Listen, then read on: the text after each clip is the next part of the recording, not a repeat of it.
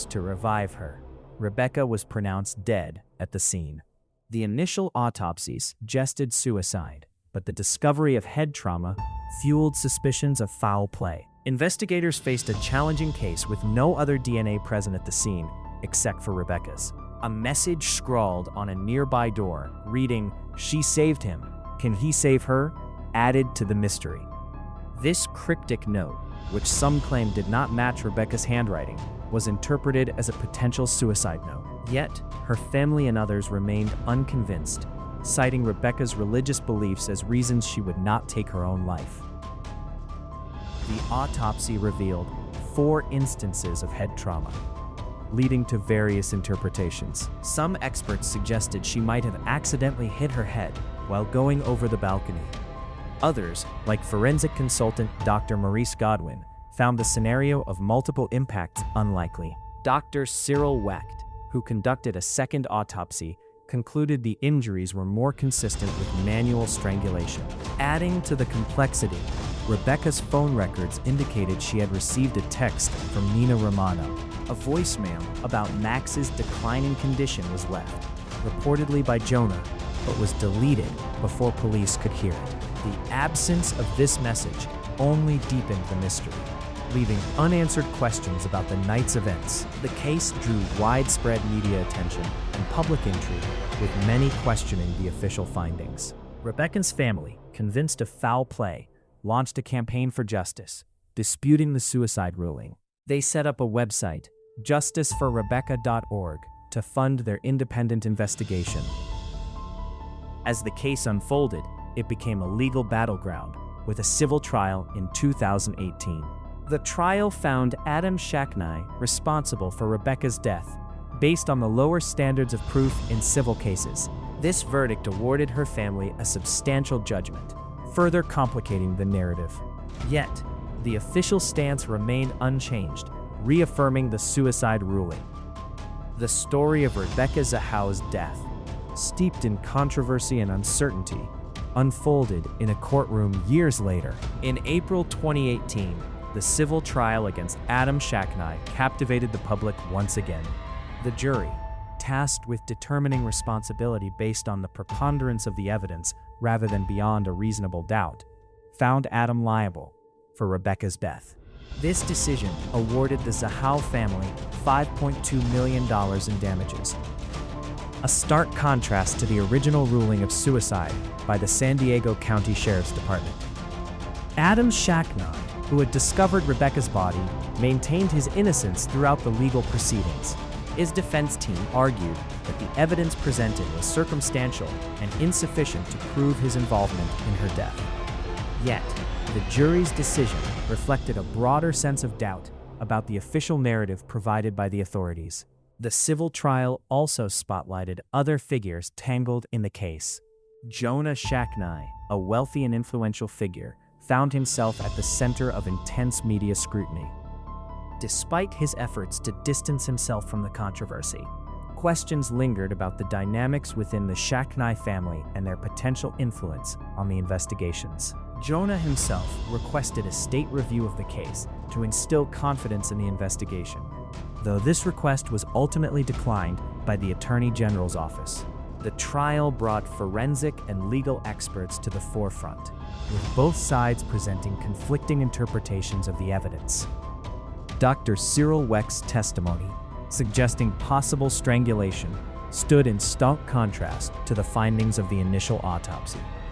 The absence of conclusive DNA evidence and the peculiarities surrounding Rebecca's bindings were hotly debated. The defense questioned the plausibility of an outsider executing such a crime without leaving a trace, while the plaintiff's side emphasized the inconsistencies and unusual aspects of the scene. Meanwhile, the media's portrayal of the case painted a vivid picture of intrigue and conspiracy. Publications around the world speculated on the motives and circumstances surrounding Rebecca's death, with some suggesting nefarious intent within the Shacknai household. The story's reach extended far beyond California, captivating audiences in countries as distant as New Zealand and Finland. This international attention amplified the pressure on law enforcement and judicial entities to provide clear answers. Rebecca's family undeterred by the uphill battle they faced, continued to voice their belief that she was murdered. Their advocacy included launching a public relations campaign to challenge the official conclusions. They questioned the thoroughness of the initial investigation and sought to keep Rebecca's story alive in the public's consciousness. The Zahau family's determination to seek justice for Rebecca resonated with many, garnering support from those who believed the case warranted further examination. Despite the civil trial's outcome, the San Diego County Sheriff's Department stood by its original findings. In November 2018, after a comprehensive review of the case, the department reiterated its conclusion that Rebecca's death was a suicide. This reassertion, however, did little to quell the debates and suspicions that continued to swirl around the case. The narrative took another turn in February 2019 when Adam Shacknai's appeal went before the court. The appeal, which highlighted procedural errors and potential juror misconduct, was a critical juncture in the ongoing legal saga. Before the final arguments could be presented, the Zahau family opted to settle for a reduced judgment of $600,000. This settlement effectively dismissed the civil case with prejudice and vacated the original $5.2 million verdict. This settlement, while resolving the civil litigation, left many questions unanswered and the broader mystery intact. The Zahau case remains emblematic of the complexities and challenges inherent in high-profile investigations. It highlights the intersections of wealth, influence, and justice, as well as the limitations of forensic science in providing definitive answers. For the Zahau family, the pursuit of truth and accountability transcends legal battles and monetary settlements. Their resolve underscores a deep-seated belief that the mystery of Rebecca's death has yet to be fully unraveled. As the documentary delves deeper into this intricate case, it will explore additional facets that have emerged over time. These include the impact of media coverage on public perception, the role of technology in modern investigations, and the broader implications of this case on the legal system. The story of Rebecca Zahau is far from over, and as the layers of this perplexing case continue to unfold, they reveal a narrative that challenges conventional understanding. As the investigation into Rebecca Zahau's death progressed, technology played a pivotal role in attempting to uncover the truth. Forensic experts utilized cutting-edge techniques to analyze electronic devices and trace digital footprints. They hoped to glean new insights from phone records and surveillance footage. However, the data yielded more questions than answers, with key pieces of evidence, such as the mysterious deleted voicemail, remaining inaccessible. The intense media spotlight on the case influenced public opinion and complicated the legal proceedings. Coverage often oscillated between portraying Rebecca as a tragic victim and speculating on sinister plots within the Shacknai family.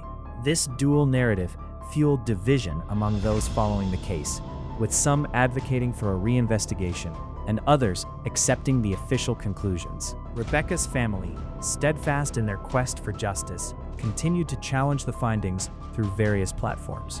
They organized public vigils and engaged with supporters online, maintaining a narrative of unresolved questions and potential foul play. Their persistence kept the case in the public eye, prompting ongoing discussions about the nature of justice and the reliability of suicide determinations in complex cases. In the broader context, the Zahau case highlighted significant issues within the criminal justice system, particularly in handling cases involving influential individuals. It underscored the critical need for transparency, impartiality, and thoroughness in investigations, especially when public trust is at stake. As the documentary draws to a close, the story of Rebecca Zahau serves as a poignant reminder of the mysteries that can linger in the shadows, challenging our perceptions of truth and justice. The questions surrounding her death remain a testament to the complexities of uncovering the full story behind a tragic event.